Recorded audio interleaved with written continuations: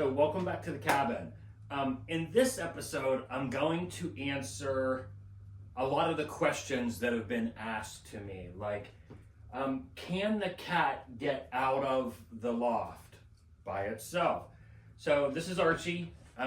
Archie's my buddy. He doesn't like when I talk to the camera though. He gets a little jealous. I think just by his mannerism, I think he'll do it right now. So let's just try to answer that one first.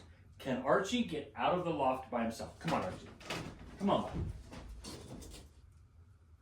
Come on. Let's show him you can do it. All right. Good job, Archie. Good job, Archie. Everybody wants to know is, can you get out of the loft by yourself? Come on.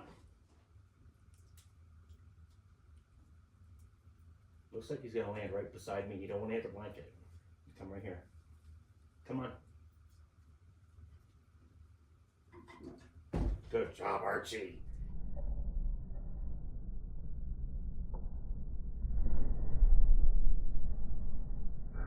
So I guess that answers that question.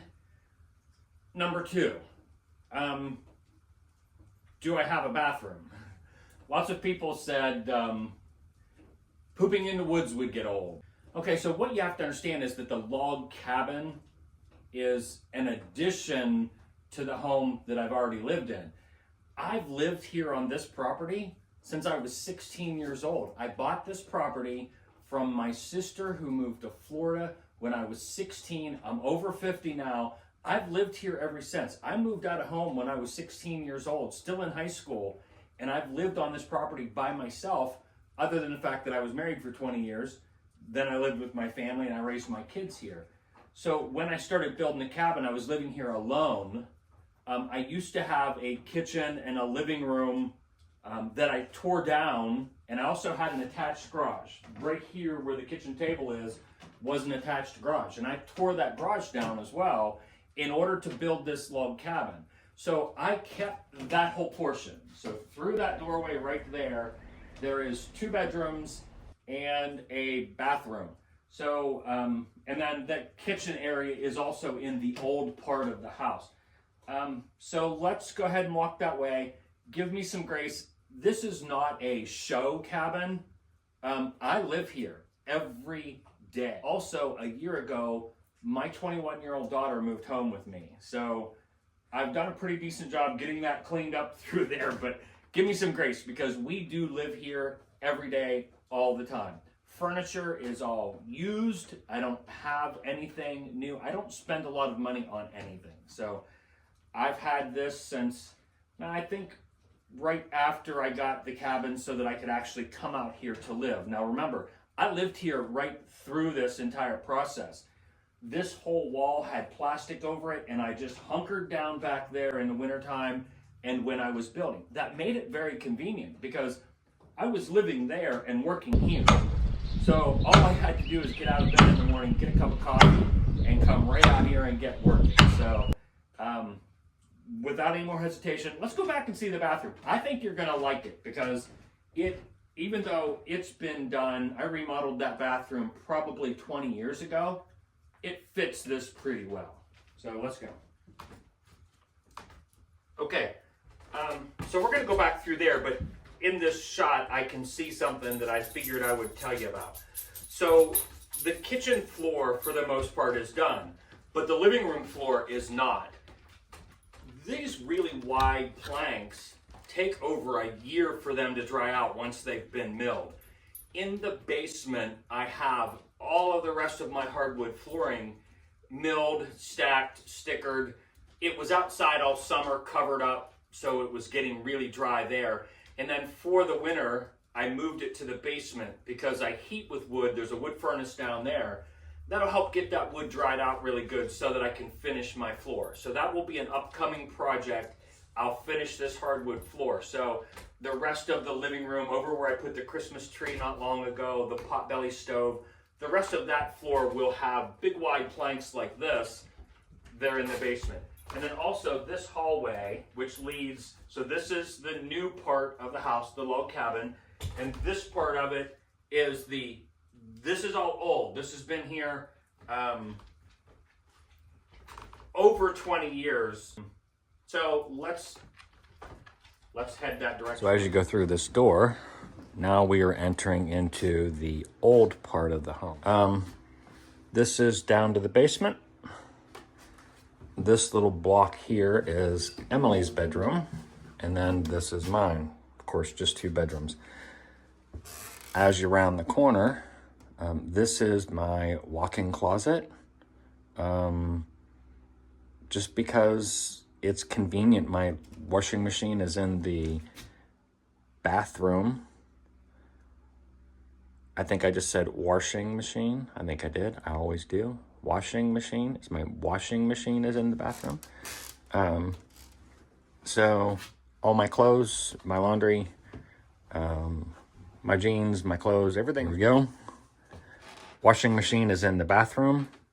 Clawfoot. So this is my bathroom. Commode's there. You don't need to see it. I'm sure you've seen a commode before. I have 2 washing machines. Washing machine for my dirty clothes and a washing machine for my clothes that are not so dirty. A high efficiency machine with a dryer. Honestly, that thing is a pathetic joke. It doesn't get your clothes clean at all. So I use this for everything that's actually dirty. And then I use the other one for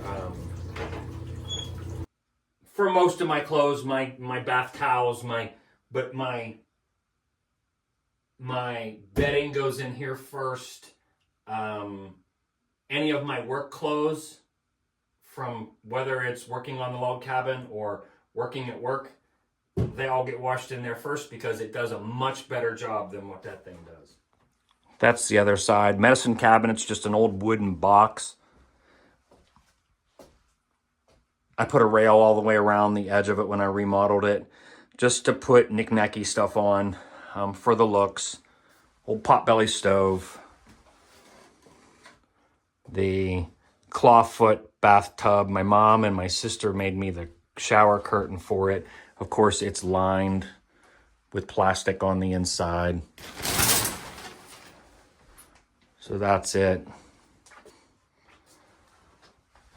And then washing machine, all of our towels, our blankets.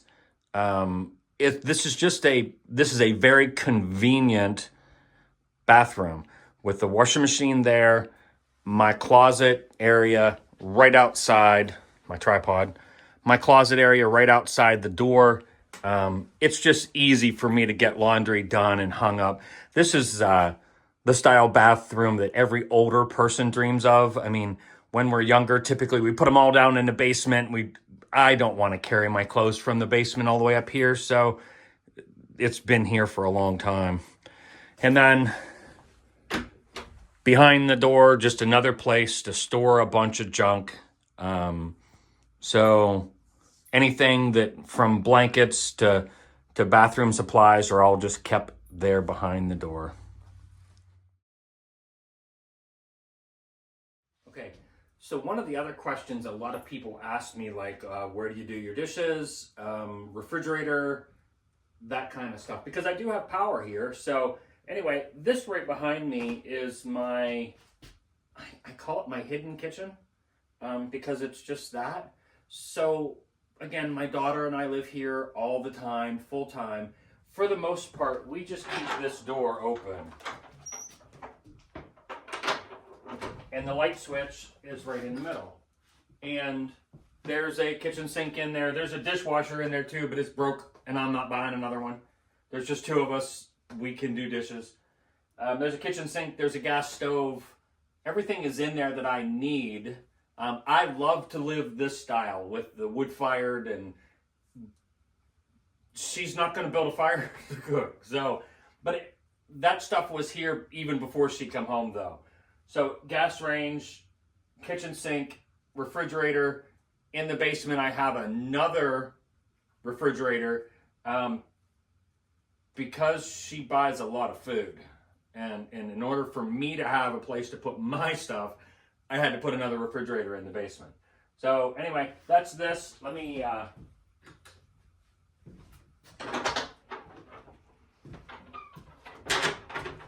So this whole door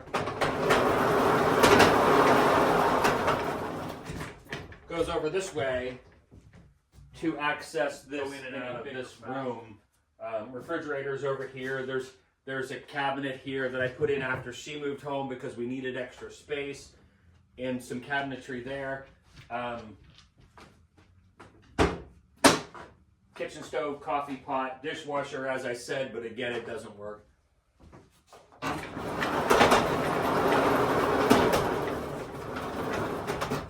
Okay, now on to my last Q&A, you could say, for this video. When I first started my YouTube channel, really I really had no anticipation of doing it. It was kind of an accident. And I didn't realize just how harsh people can judge you. So when I shot the video of the fireplace, I didn't include the foundation of it because it's just a foundation. Now, very important, I agree.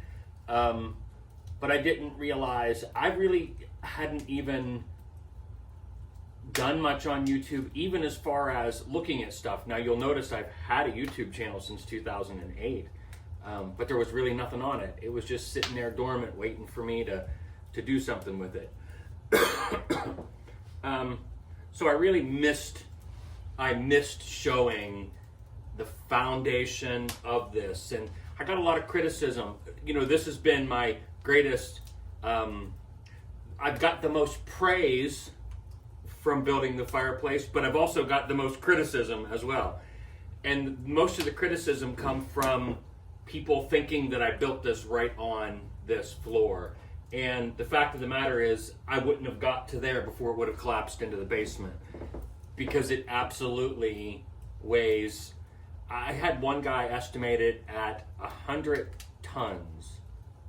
That is an incredible lot of weight. I don't think it's probably quite that heavy, but I do know that it took me a month to lay this thing up, and it was a lot of work, and it was really heavy. So I definitely know that there's no way possible this thing could possibly sit on this floor. So there's quite a few funny stories that happened when this thing was going. So this, of course, is built on the inside of the house, and I'm going to take you down to the basement and show you the foundation that I have down there. But the footer for this is actually poured into the concrete floor. So as I poured my concrete floor underneath the fireplace, I dug all the way down to bedrock, which happened to be about 4 feet deep on one side and about 3 foot deep on the other. And I warned everybody that was here helping me pour the floor that they have to be cautious walking over there when finishing the floor. And mind you, we're not professional concrete people. I just had some friends and some relatives come here and help me get the concrete on the floor. But I had dug a 4 foot hole, and my niece was going around, and she was sort of smoothing the edge of the concrete, and she fell in it. And then my nephew had to rescue her, and you can see, and I've got pictures of them trying to get out of the hole. It was pretty hilarious, actually. Because they had fallen down into what is now the footer for this thing. This whole cabin sits on solid bedrock. Matter of fact, the entire house sits on bedrock. When I was digging, I hit the shelf, and I went down just as far as I could. So I couldn't physically go any deeper than I went to pour the footer for this. So that thing isn't ever going anywhere. It is sitting on solid rock. And then the other thing was, there can't be wood under the fire, because of course it'll catch on fire. And there's not. The foundation of this, the block work in the basement, all got poured completely solid with concrete. And then I laid up an arch underneath there inside of that, what looks to be a fireplace downstairs, and I poured that solid with concrete. So I can actually burn this thing all day long, and the heat never even heats up the concrete that's below it. I mean, there's that much concrete underneath there. So there's no worries with this place ever burning down because of the heat transferring through that floor. And that is, by all means, that is the biggest reason for house fires when it comes to a fireplace. So the people that had commented those things, they're right by thinking that, but it was because I didn't show it very well. Because if you have wood under that hearth, or if you, by all means, over the years, I've seen more house fires from that than even from chimney fires alone. So anyway, let's take a walk down there. I'll show you that real quick. Okay, so we're gonna keep this short and sweet, but for my loyal watchers that are gonna watch this to the end, stick around for just a couple more seconds. I've got a sneak peek of my Christmas special, which should drop right near Christmas, maybe a couple days prior. I'm thinking Wednesday, Thursday of next week. There's a lot of really talented people around here, and I thought I would do a little Christmas special in front of the fireplace. So I had a friend of mine who plays the harp come out and play some Christmas music on the harp, and her sister's gonna come out next week with the violin and play some Christmas music for me in front of the fireplace. And I'm thinking I'm probably gonna read a story or something. So I'm trying to hurry up and get that put together for a little Christmas special. So stick around for that for the end of next week. I think you'll enjoy it. That's gonna be my Christmas present to you. So anyway, let's get back to the fireplace real quick. So this is the fireplace in the basement, directly below. And I understand it's block and not, but honestly, this is just a basement. So we're not worried about it being blocked. Now, because that's so heavy, I filled this entire foundation with concrete. So when I poured this slab here, which is that slab that thing is sitting on is over 2 foot thick. When I poured that, and matter of fact, on the inside, that concrete slab comes all the way down to here.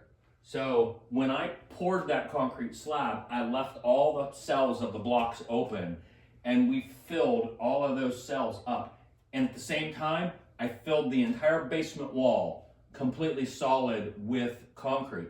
I did that for strength, but mostly I did that for thermal mass. I have a fan. You know, this basement stays frigid all summer long. So I have a fan. When it gets a little bit warm upstairs, I can kick that fan on and suck this cold air out of the basement and blow it up into the cabin for cooling in the summertime. Solid foundation, this concrete floor, the foundation for the fireplace was poured down underneath there. Again, sitting on solid bedrock, it's not going anywhere. So, and then I also put angle iron across that sits on top of this and then sits on both foundations, just because I wasn't sure what I was gonna do on the sides, which side the kitchen stove was gonna be on, just for a little extra support. So that angle iron goes all the way across. Again, everything is filled solid with concrete. This baby ain't going anywhere anytime soon. So anyway, I'll bring you back down to the basement and show you some of the things that are down here. I have quite the collection, you could say. So anyway, that's gonna wrap it up for me. Here's the preview of my Christmas special. I'll see you sometime next week. Lavender, come here, sit. Sit, right there, yep, sit right there. That's good, thank you.